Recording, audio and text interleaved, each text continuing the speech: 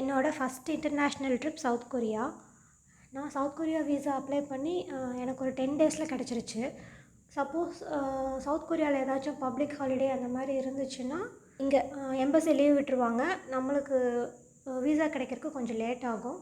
மற்றபடி நம்மளுக்கு 10 to 15 டேஸில் விசா நம்ம கைக்கு வந்துடும். நான் ஃப்ளைட் டிக்கெட் சிங்கப்பூர் ஏர்லைன்ஸில் புக் பண்ணேன். எனக்கு செக்இன் லக்கேஜ் 2 30 kg வந்து அலௌடு. ஆனால் எனக்கு என்ன பிரச்சனைனா அந்த 2 30 kg எப்படி நான் தனியாக எடுத்துகிட்டு போகிறேன் அப்படின்றது தான். என்ன தான் நம்ம ட்ராலியில் கொண்டுட்டு போனாலும் ஸ்கேனிங் அப்போல்லாம் வந்து அதை வந்துட்டு எடுத்து வச்சு திருப்பி இறக்கி அந்த மாதிரி ரொம்ப கஷ்டமாக இருக்கும். ஆனால் கோயம்புத்தூர் ஏர்போர்ட்டில் போர்ட்டு சர்வீஸ் இருந்துச்சு. அது எனக்கு வந்து ரொம்பவே ஹெல்ப்ஃபுல்லாக இருந்துச்சு. நம்ம போர்டிங் பாஸ் வாங்குற வரைக்கும் ரொம்ப பொலைட்டாக நம்ம லக்கேஜ் எல்லாமே அவங்க ஹேண்டில் பண்ணிக்கிறாங்க. இனி என் லக்கேஜ் டேரெக்டாக இன்ச்சியான் ஏர்போர்ட் வந்துடும். இனி அங்கே தான் நான் போய் அதை தூக்குற வேலையை பார்க்கணும். அது வரைக்கும் எந்த பிரச்சனையும் இல்லை. ஜஸ்ட் ஒரு கேபின் பேக்கு, என்னோடய ஹேண்ட்பேக், அவ்வளோதான். செக்யூரிட்டி செக் முடித்து அவ்வளோதான் கேட்டுக்கு வந்தாச்சு. ஆஸ் யூஷுவல் எல்லா ஏர்போர்ட்டும் போல் கோயம்புத்தூர் ஏர்போர்ட்லேயும் உள்ள எல்லாமே ப்ரைஸ் ரொம்ப ஜாஸ்தியாக இருக்குது. எனக்கு லேட் நைட் ஃப்ளைட்டுன்றங்காட்டிக்கு நான் வெளியிலேயே சாப்பிட்டு வந்துட்டேன். நான் சவுத் கொரியாவுக்கு சிங்கப்பூர் வழியாக தான் போகிறேன். இங்கே கோயம்புத்தூர்லேருந்து சிங்கப்பூருக்கு அவங்களோட பார்ட்னர் ஏர்லைன்ஸு ஸ்கூட்டில் போகணும். அதுக்கப்புறம் சிங்கப்பூர்லேருந்து தான் சிங்கப்பூர் ஏர்லைன்ஸில் இன்ச்சியான் ஏர்போர்ட் போகிற மாதிரி இருக்கும். அவ்வளோதான், ஃப்ளைட்டில் போர்ட் ஆயாச்சு. நம்மளோட ஸ்கூட் ஃப்ளைட்டு கோயம்புத்தூர்லேருந்து டேக் ஆஃபும் ஆயாச்சு. மேலேருந்து பார்க்குறப்ப நம்மளோட கோயம்புத்தூர் சிட்டி வியூ கூட நைட்டு சூப்பராக இருந்துச்சு. டேக் ஆஃப் ஆன கொஞ்சம் நேரத்தில் தான் எனக்கு தோணுச்சு, நம்ம ஃப்ளைட்டில் போகிறோமா இல்லை நம்ம ஊர் ரோட்டில் ஆட்டோவில் போகிறோமா அப்படின்ட்டு. முடிஞ்சளவுக்கு யாராச்சும் ஸ்கூட்டில் போகிறீங்க அப்படின்னா சீட் வந்து ஒரு 10 to 12 ரோஸ்குள்ளே போட்டுக்கோங்க. அப்போ தான் ஓரளவுக்கு டர்புலன்ஸ் கம்மியாவது ஃபீல் பண்ணுவீங்க. இல்லைன்னா பின்னாடிலாம் போட்டிங்கன்னா ரொம்ப வந்துட்டு ரோலர் கோஸ்டரில் போகிற மாதிரி தான் ஃபீல் பண்ணுவீங்க. அவ்வளோதான், சிங்கப்பூர் வந்தாச்சு. நான் வரப்போ நல்ல மழை போல். இப்போ பாருங்களேன், அந்த விண்டோவில் அந்த தண்ணி போகிறதுலாம் தெரியுது. அவ்வளோதான், நம்ம சிங்கப்பூர் சங்கி ஏர்போர்ட் வந்தாச்சு. இனி இருக்க லே ஓவர் டைமில் சிங்கப்பூர் ஏர்போர்ட்டை சுற்றி பார்க்க வேண்டியது தான். எனக்கு வந்து இங்கே இருக்க ஜுவல் போய் பார்க்கணுன்னு ஆசை. ஆனால் டிரான்சிட் பேசஞ்சர்னால என்னால் எக்ஸிட் ஆக முடியாது சவுத் கொரியா விசா வச்சுட்டு. ஸோ அங்கே இருக்க sky train from T2 to T3 அதுதான். அதில் போனால் அது ஜுவல் உள்ளே போகும். அதில் போயிட்டு அந்த வாட்டர் ஃபால், இண்டோர் வாட்டர் ஃபாலை வந்துட்டு பார்க்க முடியும். ஸோ இப்போ நான் அதில் தான் உள்ளே போயிட்டுருக்கேன். பாருங்களேன், இதுதான் வேர்ல்டோட largest indoor waterfall. View இந்த மாதிரி தான், நல்லா பக்கமாக தெரியும்.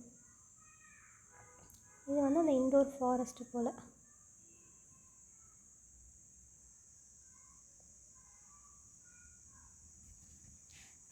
உண்மையாலுமே நல்லா இருந்துச்சு. இதை முடிச்சுட்டு சவுத் இந்தியன் ரெஸ்டாரண்ட்டு, காவேரி ரெஸ்டாரண்ட்டுன்னு சொல்லிட்டு அதில் ஒரு தோசை சாப்பிட்டு அவ்வளோதான், நம்ம கிளம்பியாச்சு. இனி டேரெக்டாக சவுத் கொரியா தான். லே ஓவர் டைம் போனதே தெரியல. ஏன்னா இதுவே வந்து ஒரு டூரிஸ்ட் பிளேஸ் மாதிரி தான் இருந்துச்சு இந்த சங்கி ஏர்போர்ட்டு. அவ்வளோதான், வந்துட்டு சிங்கப்பூர்லேருந்து டேக் ஆஃப் ஆக போகிறோம்.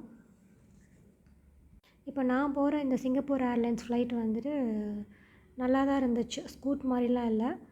இதில் கொடுத்துருக்க அந்த இன்ஃப்ளைட்டு ஃபுட்டு வந்து நல்லா தான் இருந்துச்சு. பொதுவாக ஃப்ளைட்டில் ஃபுட்டு வந்து நல்லா இருக்காது அப்படிம்பாங்க. ஆனால் சிங்கப்பூர் ஏர்லைன்ஸோட ஃபுட்டு வந்து எனக்கு பிடிச்சதாக இருந்துச்சு. அடிக்கடி ஜூஸ் வேறு கொடுத்தாங்க. அது இல்லாமல் சிங்கப்பூர் ஏர்லைன்ஸில் வந்து இன்ஃப்ளைட் வைஃபைலாம் இருக்குது. ஸோ நான் வந்து அதை கனெக்ட் பண்ணி எங்கள் வீட்டுக்கு நான் வந்து முன்னாடி அந்த டிஸ்பிளேயில் மேப் பார்த்து இங்கே தாண்டி போயிட்டுருக்கேன் அப்படின்னு அப்பப்போ வந்துட்டு மெசேஜ்லாம் வேறு பண்ணிகிட்ருந்தேன். ஸோ இப்படி ராஜ மரியாதையோட மேகத்துக்கு நடுவில் பறந்துட்டு இருந்தேன். எனக்கு சிங்கப்பூர் ஏர்லைன்ஸ் கிட்டேருந்து வரிசையாக மெயில் வந்துச்சுங்க. என்னென்னா, என்னை மட்டும்தான் ஃப்ளைட்டில் ஏற்றிட்டு வந்தாங்களாம்மா, என்னோட அந்த 2 30 kg செக்இன் லக்கேஜை சிங்கப்பூர்லேயே விட்டுட்டு வந்துட்டாங்களாம்மா. டிலேடு பேகேஜ் ரிப்போர்ட் அப்படின்ட்டு எனக்கு வந்து மெயில் அனுப்பிச்சிட்டாங்க. இந்த மாதிரி உங்கள் லக்கேஜ் அப்படியே அங்கேயே விட்டுட்டோம், நீ அடுத்து எந்த ஃப்ளைட் அவைலபிளாக இருக்கோ அதில் தான் வந்து அனுப்பிச்சி விடுவோம் அப்படின்ற மாதிரி சொல்லிட்டாங்க. ஐயோ, என் லக்கேஜ் திரும்ப வருமா அப்படின்ற மாதிரி தான் இருந்துச்சு. ஒரு பயம் வந்துச்சு. பட் அதுக்கப்புறம் திங்க் பண்ணி பார்த்தா இப்போ நான் பயந்தால் மட்டும் எனக்கு ஒன்றும் லக்கேஜ் வந்து உடனே ஜம்ப் பண்ணி வரப்போகிறதில்ல. ஸோ அதுக்கடுத்து என்ன நடக்குமோ பார்ப்போம் அப்படின்ட்டு இருந்தப்போ எனக்கு அப்டேட் மெயில்ஸ் எல்லாம் வந்துச்சு. டிலேடு லக்கேஜ் அப்டேட்டுன்னு சொல்லிவிட்டு இந்த மாதிரி வந்துட்டு நாங்கள் உங்கள் லக்கேஜ் லொக்கேட் பண்ணிட்டோம், நாங்கள் வந்து இந்த டைமுக்கு இந்த ஃப்ளைட்டில் வந்து அனுப்பிச்சி விட்றோம்.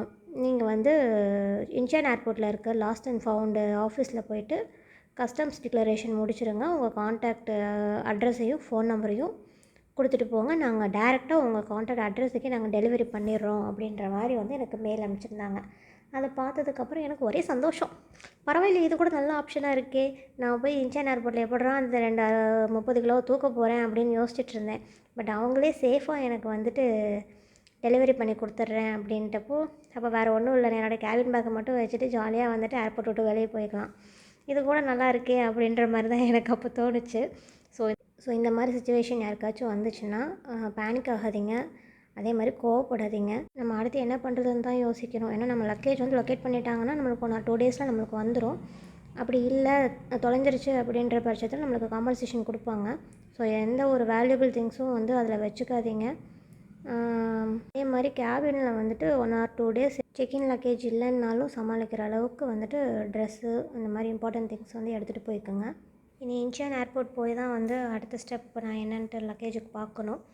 ஸோ அதை விட்டுட்டு இப்போ இருக்கிற வந்துட்டு ஃப்ளைட் ஜேர்னி என்ஜாய் பண்ணுவோம் அப்படின்ட்டு நான் ஜாலியாக படம் பார்க்க, வெளியே வேடிக்கை பார்க்க இப்படியே வந்துட்டு பண்ணிவிட்டு ஒரு வழியாக வந்து சோல் இன்ச்சியான் ஏர்போர்ட்டில் வந்து இறங்கிட்டேன். நம்ம இப்போ லேண்டாக இருக்க இன்ச்சியான் ஏர்போர்ட் வந்து ஐலாண்டில் தான் இருக்குது. நான் இங்கே இமிக்ரேஷன் முடிக்கவே எனக்கு 1.5 hours ஆயிடுச்சு. ஏன்னா எனக்கு முன்னாடி 100 பேர் இருந்தாங்க.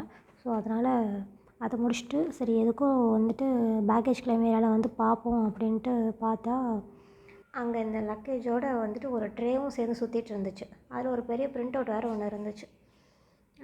நான் ஃபஸ்ட்டு அதை ஒன்றும் பெருசாக கண்டுக்கல. அப்புறம் பார்த்தா அதில் ஒரு 4 பேர் நேம் இருந்துச்சு, அதில் என்னோடய பேரும் இருந்துச்சு. எனக்கு ஃபஸ்ட்டு அது ஏன் கிளிக் ஆகலை அப்படின்னா, நம்ம வந்து நம்மளோட நேமை வந்து ஃபஸ்ட்டு எழுதுவோம் இங்கே இந்தியாவில். ஆனால் கொரியாவில் வந்து ஃபேமிலி நேம் தான் ஃபஸ்ட்டு எழுதுவாங்க. ஸோ அது என்னோடய நேமும் கிளிக் ஆகிறதுக்கு எனக்கு கொஞ்சம் லேட் ஆகிடுச்சு. அதுக்கப்புறம் அதில் என்னென்னு போய் பார்த்தா அதில் வந்துட்டு நான் போய் கஸ்டம்ஸ் டிக்ளரேஷன் பண்ண வேண்டிய லாஸ்ட் அண்ட் ஃபவுண்ட் ஆஃபீஸ் வந்துட்டு எந்த 2 பேக்கேஜ் கிளைம் ஏரியாவுக்கு நடுவில் இருக்குது அப்படின்னு அதுக்கான லொக்கேஷன் எல்லாமே கொடுத்துருந்தாங்க. சரின்ட்டு நானும் போயிட்டு அந்த கவுண்டரில் போய் பார்த்தா ஃபஸ்ட்டு யாருமே இல்லை. அப்புறம் ஏஷியன் ஏர்லைன்ஸ் நேர் வந்துட்டு ஒரு தாத்தா இருந்தார். அங்கே போனதுக்கப்புறம் அவர் தான் வந்துட்டு என்ன நேமுன்னு கேட்டுட்டு என்னோடய பாஸ்போர்ட்டு, டிக்கெட்டு, என்னோடய பேக்கேஜ் டேகு இது எல்லாமே வந்து வாங்கி பார்த்தாரு. வீசா உட்பட அத்தனை டாக்குமெண்ட்டையும் வாங்கி பார்த்துட்டு இந்த மாதிரி பேக்கேஜ் டிலே ஆனதுக்கு வந்துட்டு சாரி அப்படின்னு சொல்லிவிட்டு என்னோடய பேக்கேஜ் டீட்டெயில்ஸ் என்னன்னு சொல்லிட்டு அந்த ஃபார்மில் வந்துட்டு காமிச்சு கேட்டார். அந்த ஃபார்மில் வந்து ஃபுல்லாக பிக்சர்ஸ் மாதிரி தான் இருந்துச்சு. ஏன்னா நம்மளோட பேக்கேஜ் சைஸ் என்ன, ஸ்மாலாக, மீடியமாக, லார்ஜா அப்படின்ட்டு அந்த பிக்சர் பார்த்து நம்ம வந்துட்டு டிக் போடணும். அதுக்கப்புறம் என்ன கலருன்றது அந்த கலர் ஷேட்ஸும் அதிலே இருந்துச்சு. அந்த கலர் ஷேடும் செலக்ட் பண்ணி நம்ம சொல்லணும். அதுக்கப்புறம் நம்மளோட கான்டாக்ட் அட்ரெஸ்ஸு, ஃபோன் நம்பர். நம்மளோட கான்டாக்ட் அட்ரஸ் வந்து மேக்ஸிமம் வந்து கொரியனில் கொடுத்தோன்னா தான் அவங்களுக்கு வந்து அது ஈஸியாக இருக்குது. ஏன்னா அவங்க கொரியன் லாங்குவேஜில் தான் எழுதினார். இங்கிலீஷ்லேருந்து அவங்க வந்து கொரியனில் ட்ரான்ஸ்லேட் பண்ணுறதுக்கு கொஞ்சம் கஷ்டப்படுறாங்க. ஸோ யாராச்சும் வந்து சவுத் கொரியா போகிற மாதிரி இருந்தால் உங்களோட கொரியா அட்ரஸ் வந்துட்டு கொரியன் லாங்குவேஜில் வந்துட்டு நீங்கள் வந்து உங்கள் மொபைலில் வந்து வச்சுக்கோங்க. அடுத்த பேக்குக்கு வந்து ஏதாச்சும் லாக் போட்டிருக்கீங்களா அப்படின்னு கேட்குறாங்க. அந்த லாக் போட்டிருந்தா அதோட பாஸ்வேர்டு என்னன்னு கேட்குறாங்க. அப்புறம் ட்ராலியா, கார்ட்போர்ட் பாக்ஸா அந்த மாதிரி எல்லாமே டீட்டெயில்ஸ் வந்து கேட்டுக்கிறாங்க. அதுக்கப்புறம் மறுபடியும் அந்த தாத்தா சாரி சொல்லிவிட்டு நாங்கள் வந்து உங்கள் கான்டாக்ட் அட்ரஸ்க்கு அனுப்பிச்சி வச்சிடுறோம் அப்படின்ட்டு ரொம்ப பொலைட்டாக பேசினார்.